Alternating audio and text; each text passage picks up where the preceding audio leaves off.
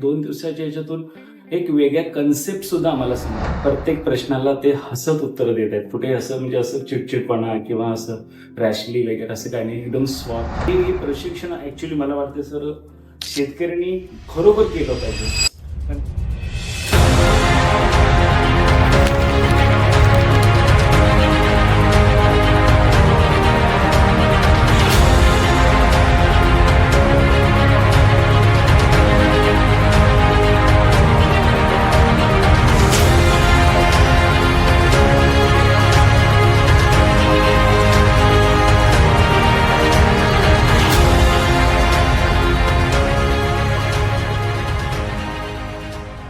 नमस्कार, माझं नाव डॉक्टर अनिल लटके.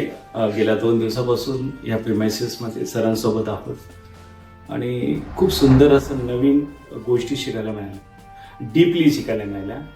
आणि सरांने जे ज्ञान आहे त्या विषयातलं खूप डीपली नॉलेज आहे आणि प्रत्येक प्रश्नाला ते हसत उत्तर देत आहेत. कुठे असं म्हणजे असं चिडचिडपणा किंवा असं रॅशली वगैरे असं काही नाही, एकदम सॉफ्ट असं त्यांचं बोलणं आहे. आणि ह्या 2 दिवसाच्या याच्यातून एक वेगळ्या कन्सेप्ट सुद्धा आम्हाला समजल्या. म्हणजे बिझनेस पॉईंट ऑफ व्ह्यू, हे मोठे मोठे बिझनेसमॅन जे बिझनेस करत आहेत, जे आपण टॉप 30 किंवा टॉप 50 कंपन्या म्हणतो, ज्या इक्विटी मार्केटमध्ये आहेत, तर त्याकडे कशी वाटचाल यांची चालू आहे ते सुद्धा बारकाईनं त्यांच्या बोलण्यातून जाणवलं.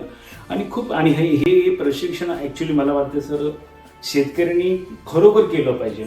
कारण का आपला शेतकरी जो आहे ट्रेडिशनल व्यवसाय करत आहे आणि प्रॉफिटपासून फार वंचित आहे.